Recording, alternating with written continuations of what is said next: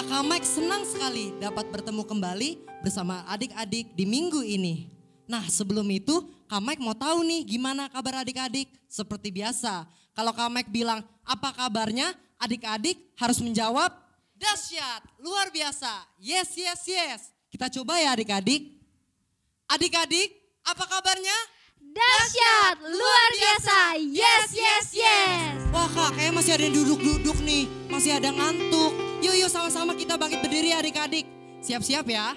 Adik-adik, apa kabarnya? Dahsyat, luar biasa, yes yes yes. Nah, sebelum kita memuji nama Tuhan, adik-adik mari kita sama-sama berdoa terlebih dahulu. Ayo adik-adik ikutin Kak Vanis berdoa ya. Lipat tangannya, tutup matanya.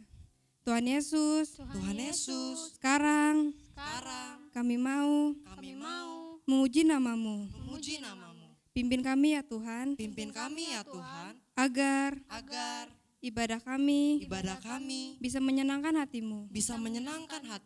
Dalam nama Tuhan Yesus, haleluya, amin. Yang siap untuk memuji Tuhan, mari lambaikan tangannya. Cuit.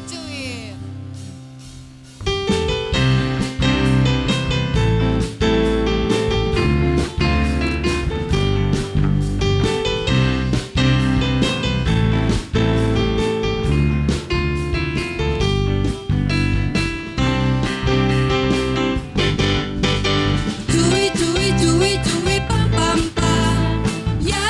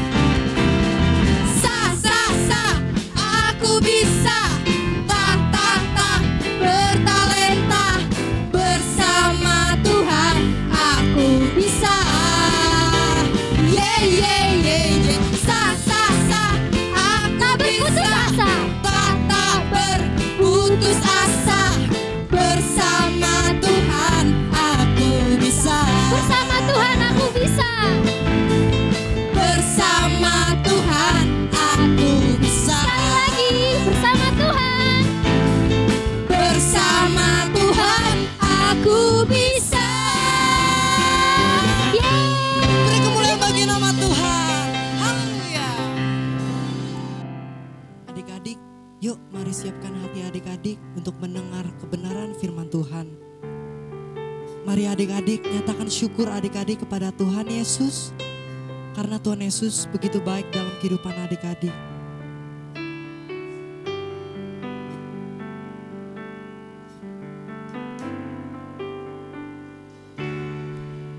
Terima kasih Tuhan untuk kasih setiamu yang ku alami dalam hidupku. Terima kasih Yesus untuk kebaikanmu sepanjang hidupku. Terima kasih Tuhan. Terima kasih Tuhan untuk kasih setiamu yang ku alami dalam hidupku. Terima kasih Yesus untuk kebaikanmu sepanjang hidupku. Terima kasih Yesusku buat anugerah yang kau beri, sebab hari ini Tuhan adakan syukur bagimu. Yuk sama-sama adik-adik katakan dari awal, terima kasih Tuhan. Terima kasih Tuhan untuk kasih setiamu yang ku alami dalam hidupku. Terima kasih Yesus untuk kebaikanmu sepanjang hidupku. Terima kasih Yesusku buat anugerah yang kau beri, sebab hari ini Tuhan adakan syukur bagimu. Mari sama-sama adik angkat tangannya. Terima kasih Yesusku buat anugerah yang kau beri, sebab hari ini Tuhan adakan syukur bagimu. Sebab hari ini Tuhan adakan syukur bagimu. Syukur bagimu Tuhan. Syukur bagimu. Syukur bagimu. Syukur bagimu.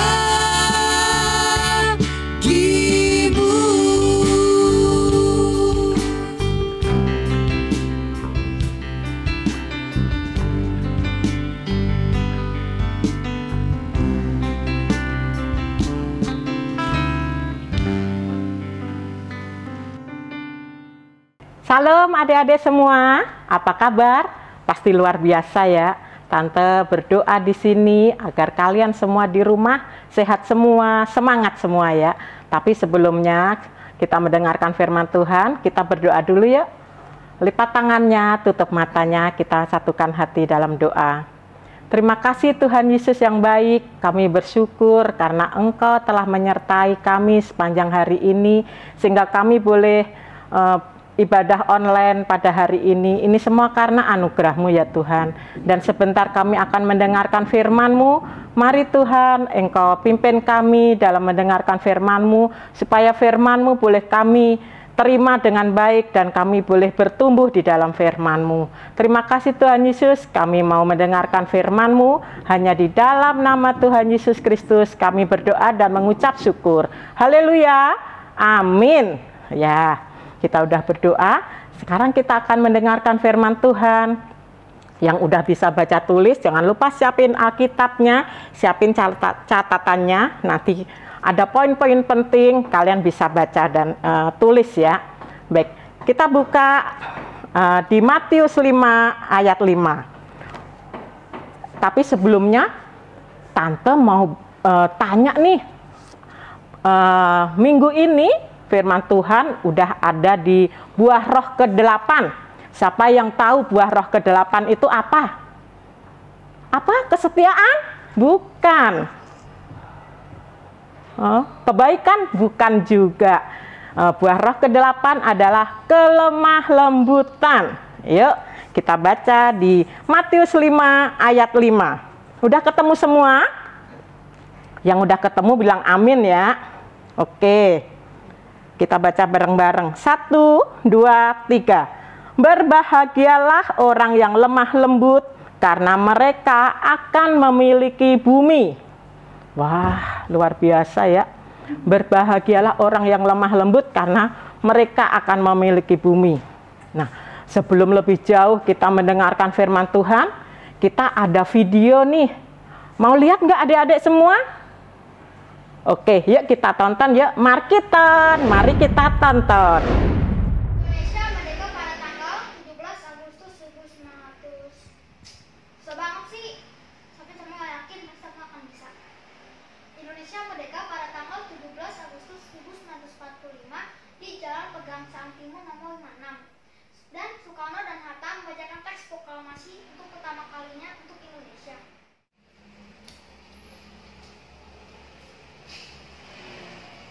Dede. Tuh lihat tuh, ada yang lagi sibuk.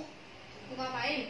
Biasa, saking pedenya, dia berani banget ngikutin lomba pidato di sekolahnya. Emang dia bisa? Makanya.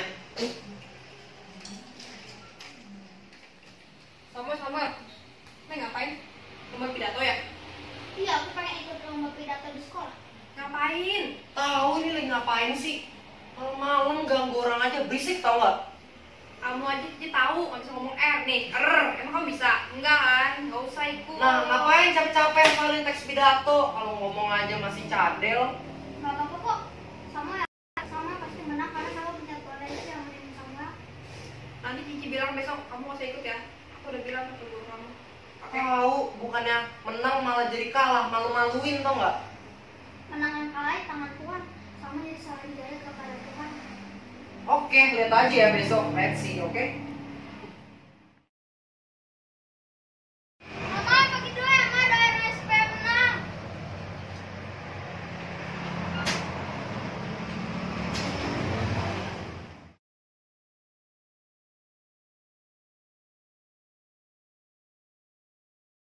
Mama, sama menang nih.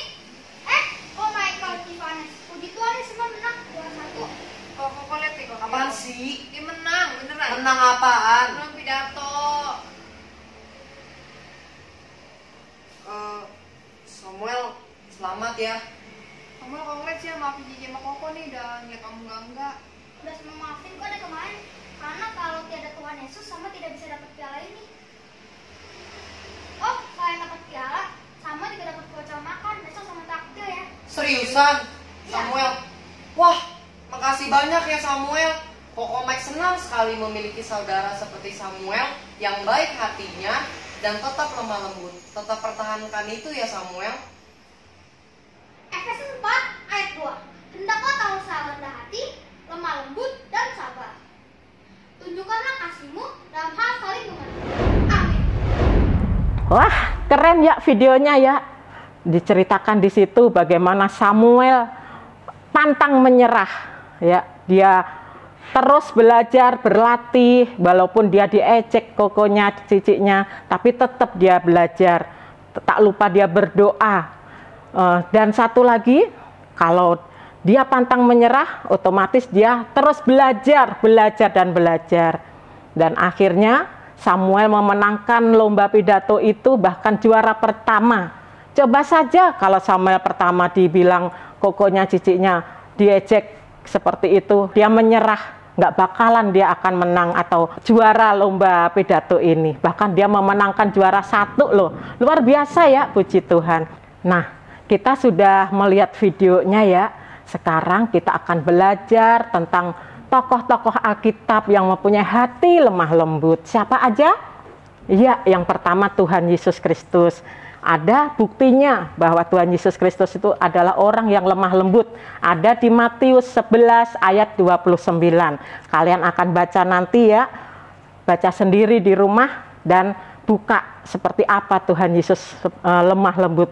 Dan yang nomor 2, tokoh yang punya hati lemah lembut, yaitu Nabi Musa. Wah, Nabi Musa. Siapa sih Nabi Musa itu? Ya, Nabi Musa adalah seorang pemimpin besar yang luar biasa dipakai Tuhan. Pengen buktinya kalau dia punya hati yang lemah lembut? Yuk kita baca di Bilangan 12 ayat 1 sampai 12. Tapi nggak usah dibaca semua, kita ambil poin-poinnya aja, kita baca poin-poinnya nanti. Kalian akan baca sendiri di rumah ya. Bagaimana sih hati Musa itu? Yuk kita baca di ayat yang ketiga.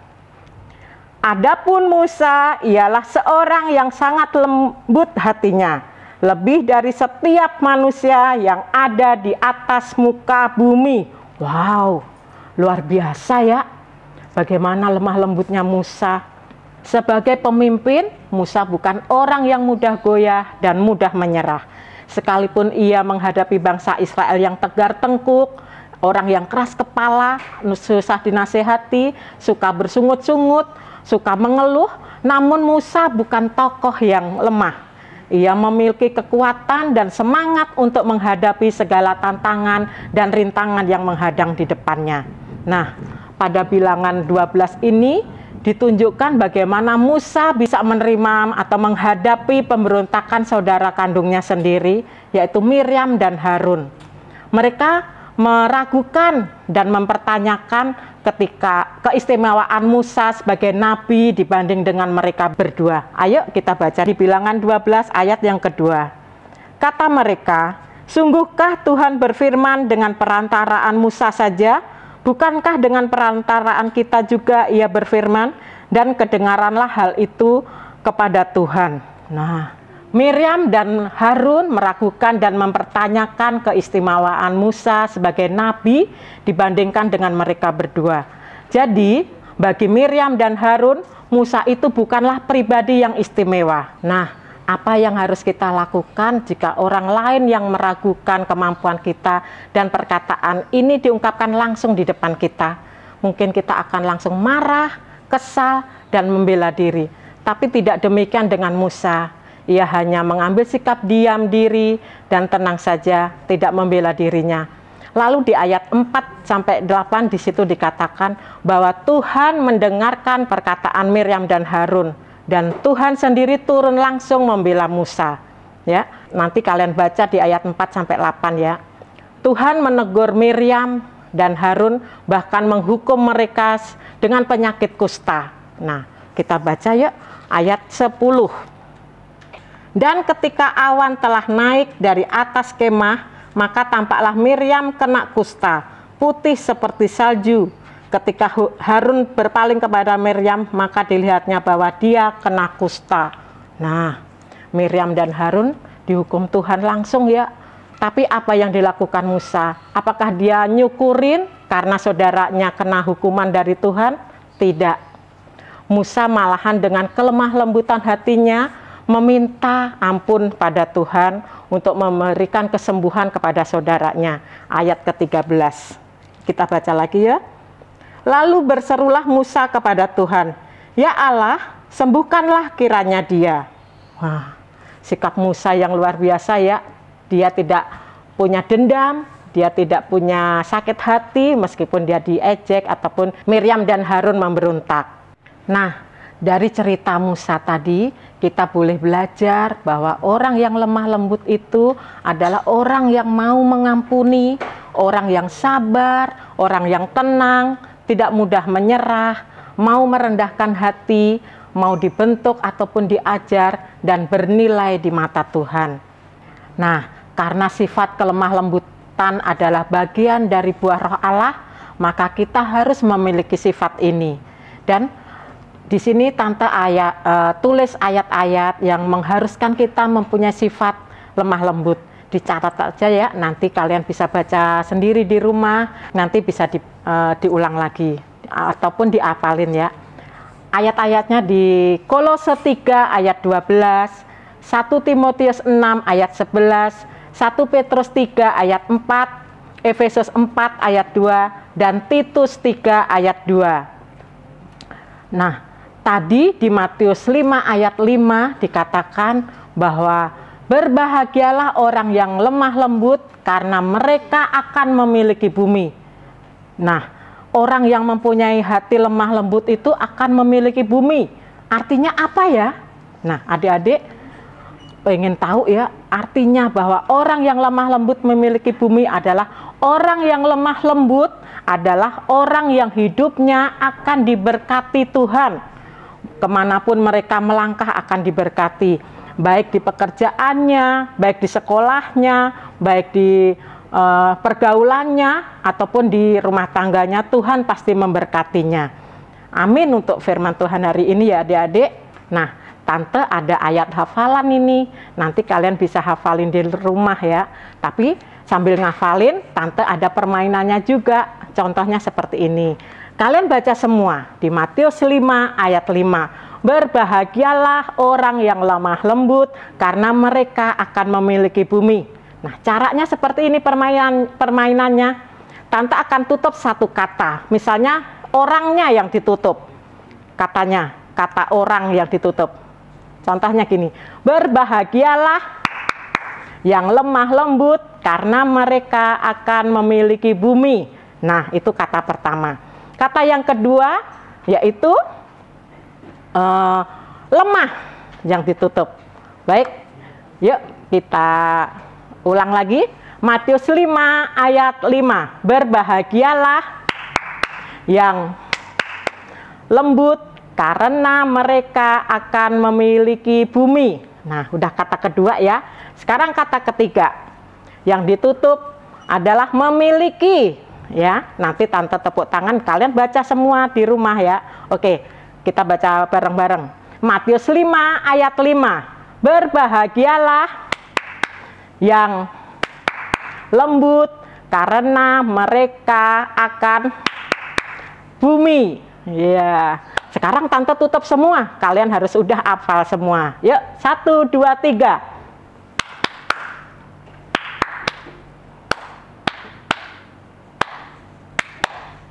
Hore, sip.